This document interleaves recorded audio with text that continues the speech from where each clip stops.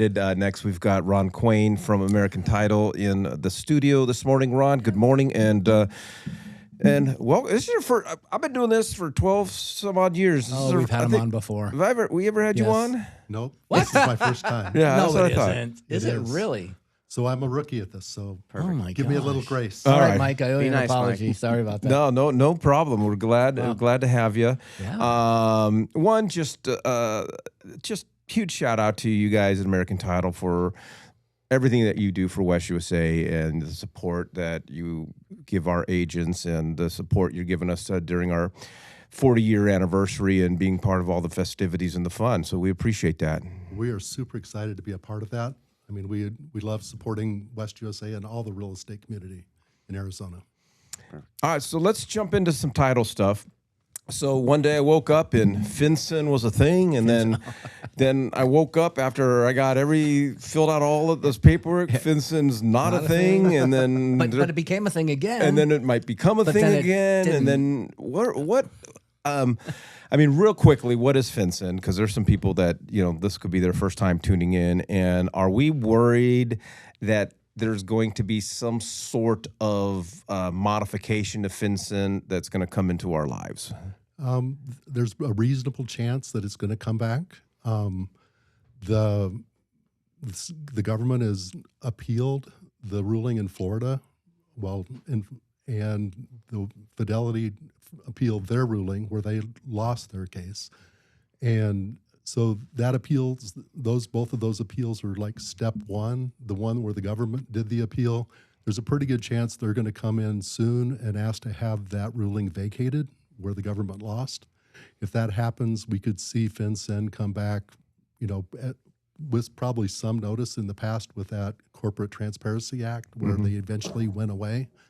They gave everybody about 30 days to ramp up to get back to it again, but So FinCEN's a reporting mechanism, Yes, or a federal reporting rule for people that are using either cash for acquisitions and or some sort of non-conforming creative financing, correct? that is correct. And it goes all the way down to seller financing. Right. So hard money loans, seller financing.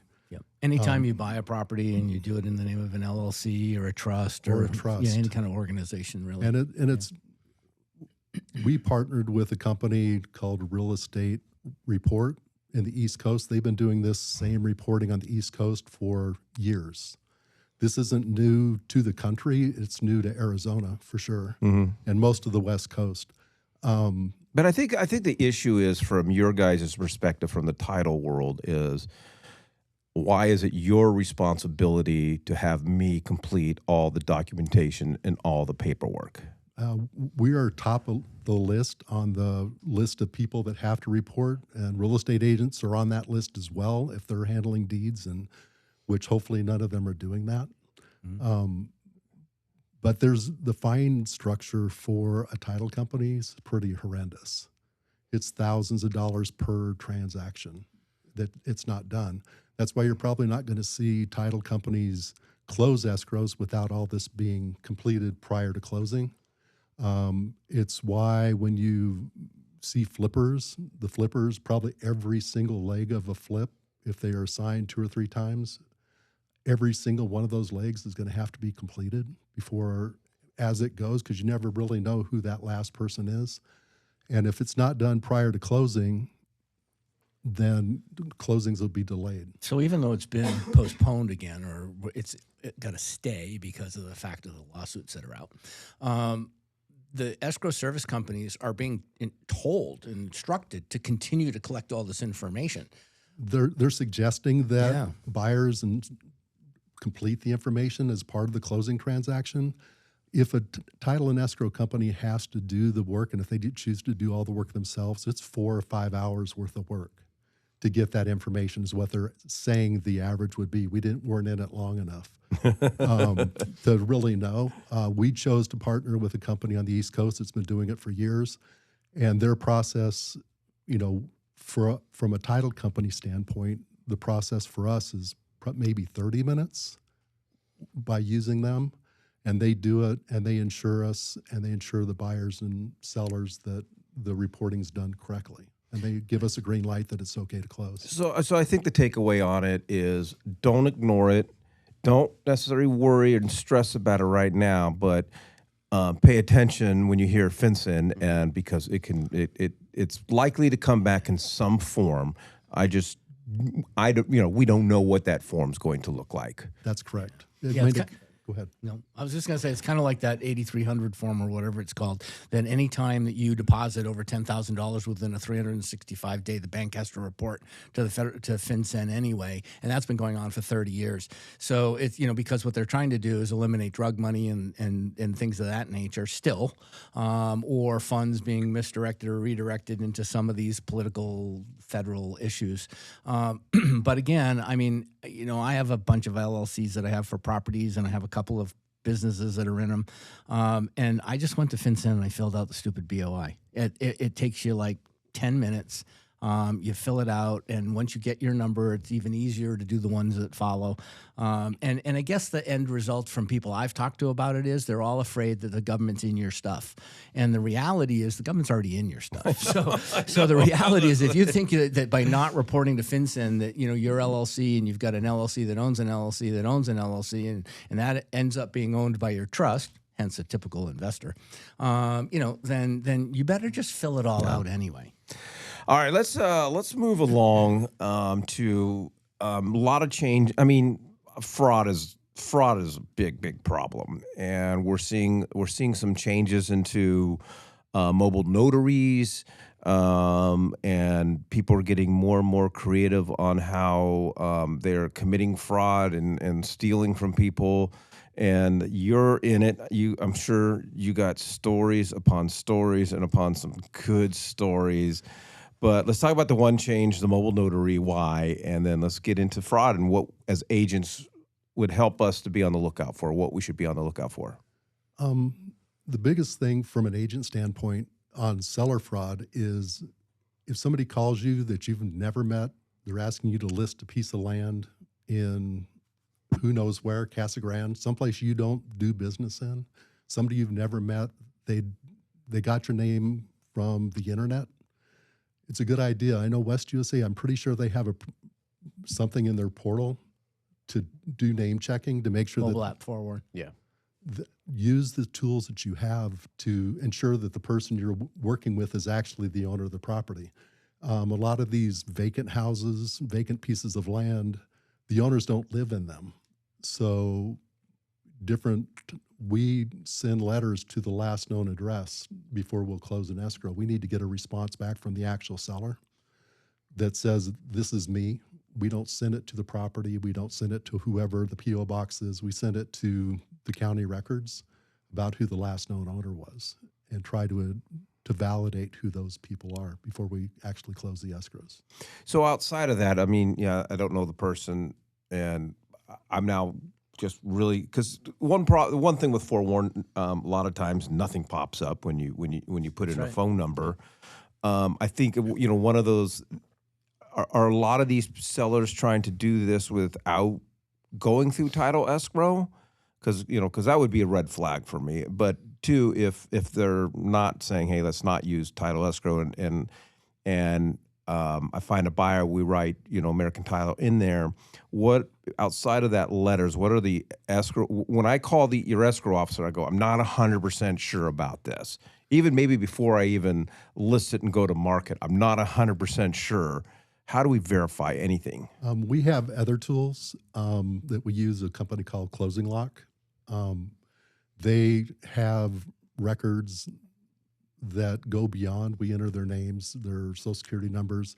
If they won't talk to us, if the only way they'll communicate with us is email or text, they won't have a conversation. That's a huge red flag. We won't let them use their own notary. At the very minimum, we use a remote online notary for those type of people. Have you guys heard of a remote online notary, Ron? No, well, I've heard of it. We were briefly talking about it this morning, so I'm not as familiar with it, but I'm excited to know about it. Yeah. I know a little bit about it. When we chose the remote online notary companies that we use, I went through the process of being certified to be able to sign. You go in, they ask you questions like, what car did you own in 1970? And for somebody old like me, for Nick, that was before he was born. So, My mother's womb. exactly.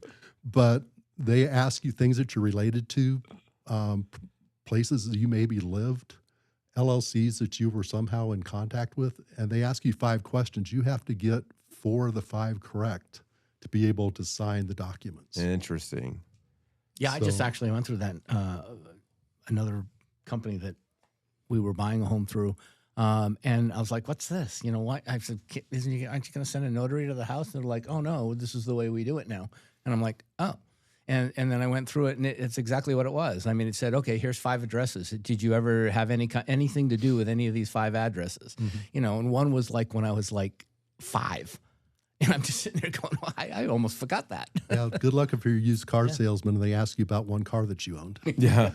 So then if we're talking about these online notaries, is this kind of where we're going and for just about every type of transaction, or is this a special type of transaction, or should we just expect in the next 5 years that most of our transactions are going to be being conducted online somehow? I'm still a fan of people coming to my office to sign in front of me. That's our last chance to build a relationship. We enjoy realtors coming to the office as a part of that transaction. It's one last chance to build that referral base for them. But there's so many good reasons to use remote online notary. It's usually less expensive than a mobile notary. From a title company's perspective, the paperwork goes out electronically. It comes back electronically. There's no dots, no lines, no margin errors. The type size is still 10. The notary stamp's in the right place. It's been verified, like we talked about, from a fraud perspective. Our recording then can happen with digitized documents. And we don't get kickbacks because there's a line or a dot in the middle of the page. We don't get kickbacks because it's not size 10 type or larger, and there's a half-inch margin all the way around the document. So it just kind of works in most cases, on all cash deals, you can do that as long as all parties are aware of it and they approve it. Some lenders are a little bit less likely to adopt it. I know I was talking to Justin before he left, and they've adopted remote online notary, and they're using it on the majority of their files where their end purchaser of their loan approves it. VA, I understand, hasn't really adopted it yet. But on conventional loans, at least through Fairway and through several other lenders, it's an approved. Well, it's a great option. Like I just said, we just had a buyer close last week, and they live in Colorado Springs, and he's in the Air Force, and it just was really hard to match schedules, find that mobile notary to do it. And if we had that option just to do it online, that would have been great. It works there. It works when you're on vacation. You could be in Europe. You can be in Asia. You can be anywhere if you have access to a computer. They won't let you do it yet on a mobile device, I don't think.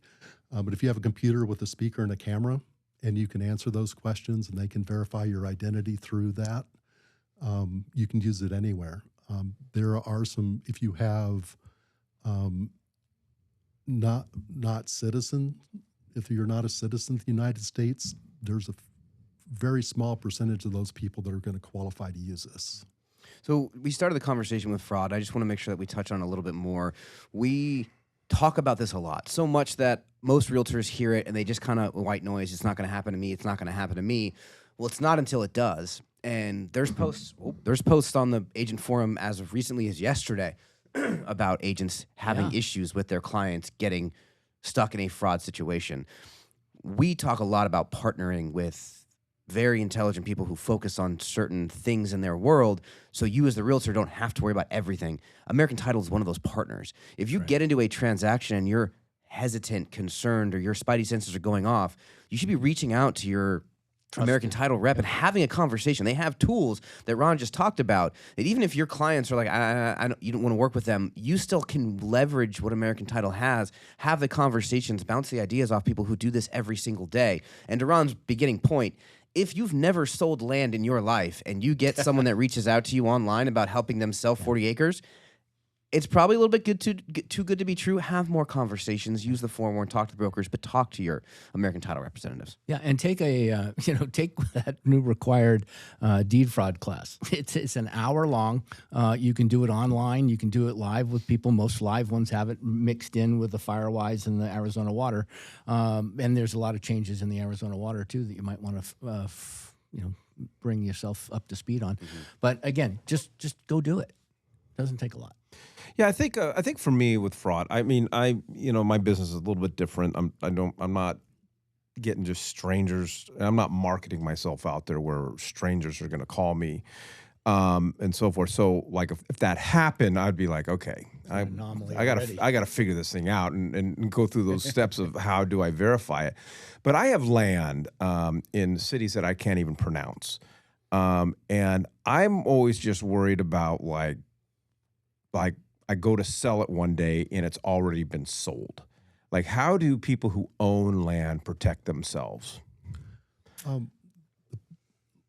Title insurance covers some of that, but with land, because you're getting a standard owner's policy rather than an extended owner's policy, you have to ask for an endorsement. There's a new endorsement that the underwriters are providing. I believe it's $49.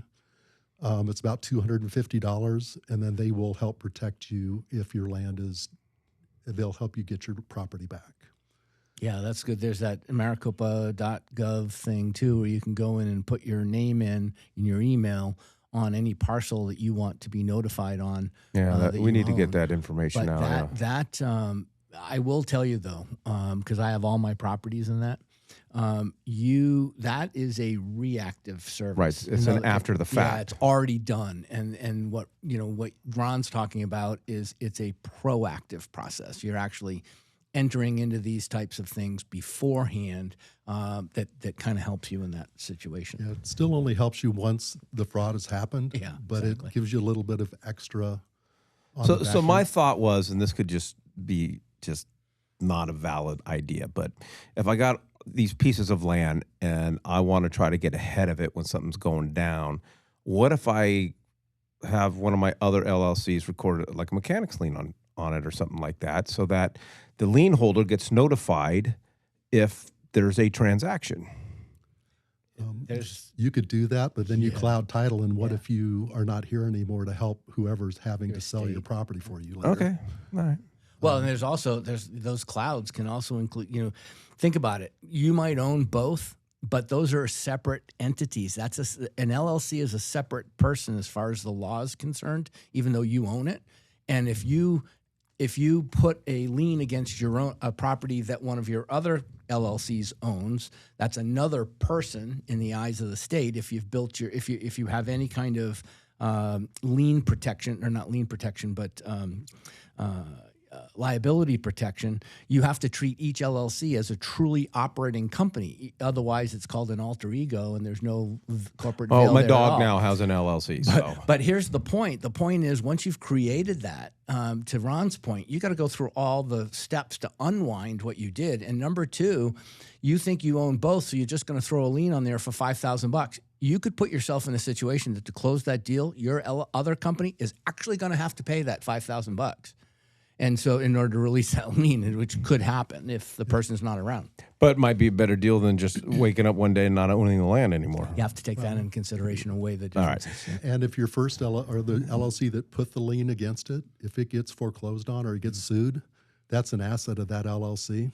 And so they could be a $5,000 real lien that you got to pay somebody else. Yeah. All right, so let's talk. Let's get back to talking about mobile notaries and now what people need to get used to when your clients are going to have a mobile notary show up to their house. They're going to fingerprinting is going to be now a requirement. Fingerprinting, I think it's September, but most title companies are starting to do it now. It's something that's done. This is new to the state of Arizona, or relatively new. Just like getting fingerprinted if you're a real estate agent, that was done 40 years ago, and it's getting done again now. The notary books forever have had a place for a fingerprint stamp in the notary books. So when you're signing it, you just are going to have to do a fingerprint. The good news is the ink now is pretty you can do this and it goes away. You can rub your fingers together and it goes away. And yet it provides one, then that kind of helps with the fraud and other things as well after the fact. If they come back to the notary and ask who did it, they'll have a fingerprint that they can use for the signer. And if it's not the person that actually owned the property, then that's one more piece of evidence when they're trying to get things. Should a person worry about those new digital pads? In other words, you might put your thumb in or fingers in on a digital pad, and the problem I would think is now we're concerned about who now has our digital fingerprints. Well, like you said before, I think they pretty much know everything about us. Yeah. What about does this include if I am a buyer and I just show up to the American Title office to actually sign in front of the notary at your office? Am I going to be required to have fingerprinting done as well? Anytime you use a notary. Yeah. Okay. The only exception to that is if you're using remote online notary, they don't require it for that service. But they have the video. They have the video Right. of you online. They have, Yeah. you've answered those 5 questions. You've done the homework. It's probably more secure than having a fingerprint. Just a shout out on the land thing, Mike, is anytime you're concerned with who the person is on the other side, always ask them to FaceTime with you or to Zoom with you so that you can actually get a recording of your face. And here's what's going to happen. They're going to go, oh, yeah, I can't do that, because they don't want to have their actual face recorded, because everything else is just, fake. So We talked about something real quick. I just want to give a quick heads up. It was the Maricopa Title Alert is what that system was called that we were talking about. I put it in the chat because we have people asking about it. Nice. So the link is in the chat for anybody who wants to get themselves signed up for that ASAP. Perfect. Yeah, and when you sign up for that, you have to use the name that you use to buy the property that's actually entitled. So if it's a trust or an LLC, you would want to use that and do your own personal name as well, and whatever email address you want to use.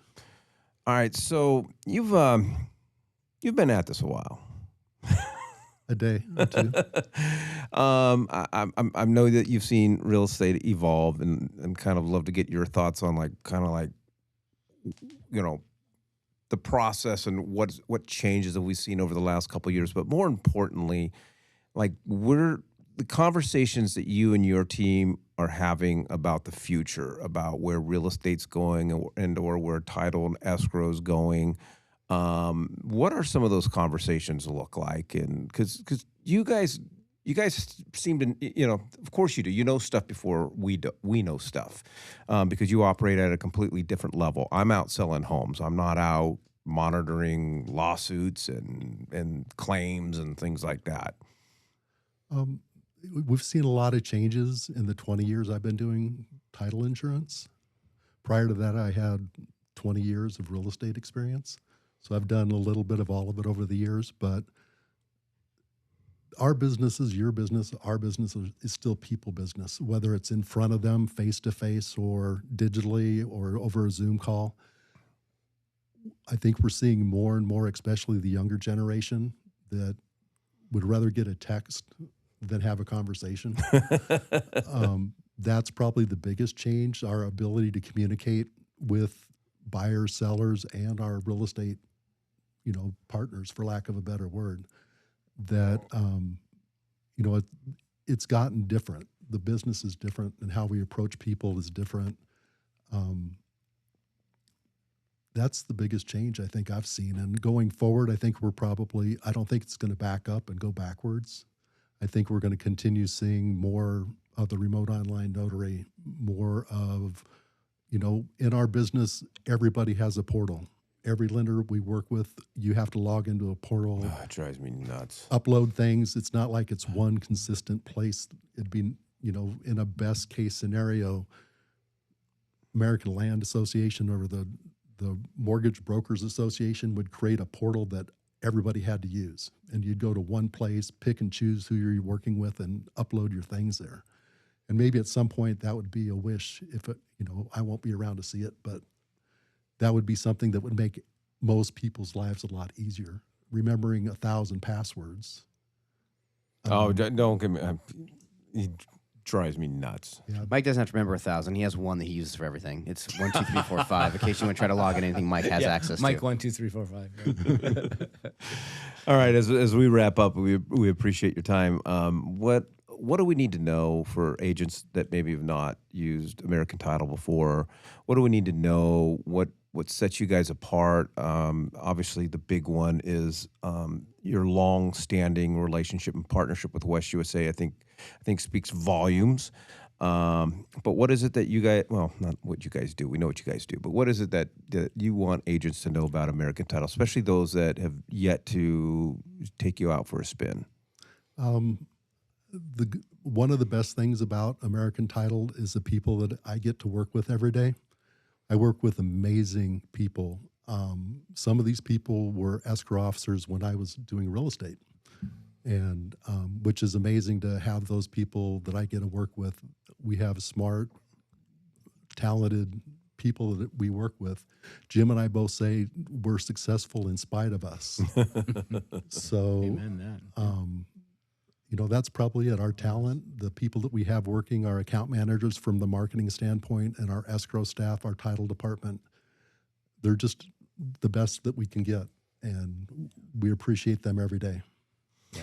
All righty, Ron, I appreciate it. Thank you so much. That's Ron Quain with American Title. We're going to leave everybody with the quote of the day. The best clients often come from the most unexpected conversations. Isn't that the truth?